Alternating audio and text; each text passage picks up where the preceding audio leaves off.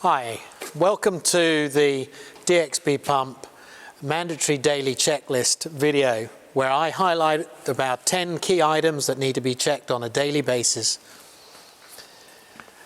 This particular pump set has an exhaust after treatment system, and so I'm ensured that the lid to the AdBlue tank and the feed hoses are all secure and leak free. I then move on to my priming chamber and ensure that the hose that connects the vacuum priming pump with the air separation chamber is in place and secure with no air leaks and the valve is open.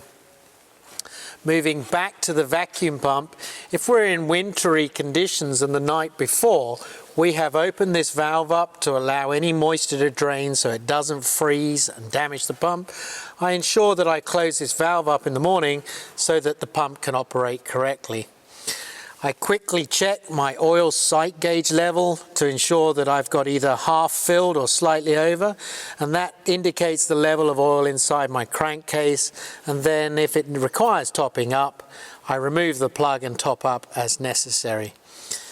If I see that it's cloudy and perhaps has been contaminated with a little water, I open up my drain plug and catch the lubrication oil in a suitable chamber, remove it, put the plug back in and top up as necessary.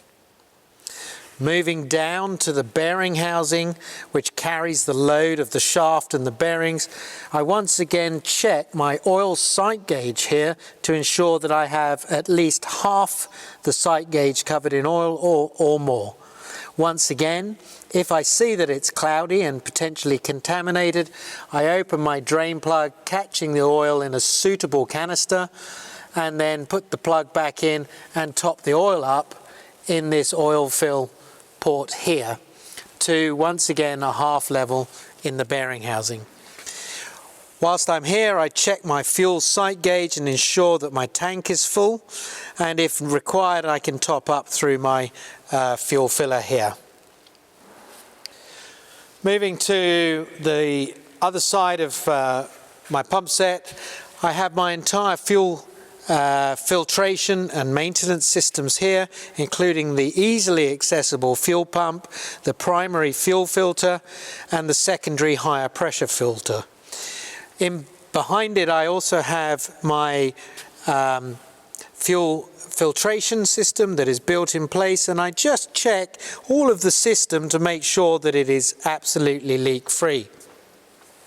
Moving to my control panel, if I've got float switches plugged in or transducers plugged in, along with my fuel sender and my remote stops,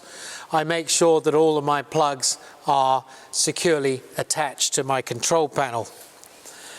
Moving round to the other side of my pump set,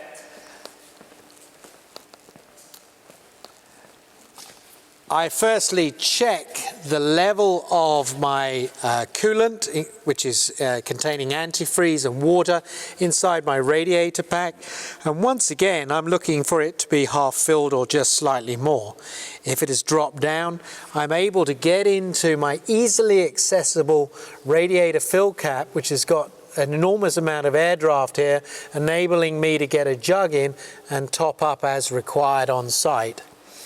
As you can see, there is no integrated exhaust after treatment system above our engine here, and that gives us excellent access to the oil fill on the top of the engine here.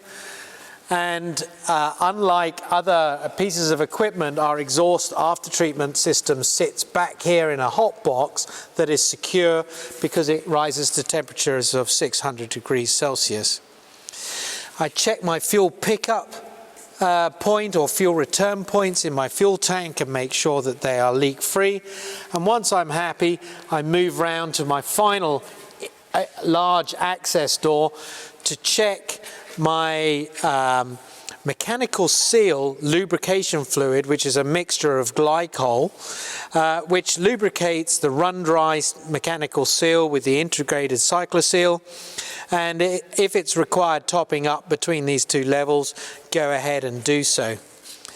Finally, I just do a final integrity check, make sure that the exhaust system for our vacuum pump is secure and all the hoses are attached, and I make sure that there isn't any liquid inside that may be due to some form of carryover, particularly in this particular pump set that is used for pumping drilling fluids, where they may have remained attached to part of the priming chamber that has caused the valve to not close properly, and we get some liquid carryover. By using this see-through hose, we're able to identify whether we've got a maintenance requirement inside our priming chamber. Thanks very much. Please make sure that you undertake these checks on a daily basis, and if you've got any further queries, contact your local rental division or come back to us at DXB Integrate and DXB Pump. Thank you.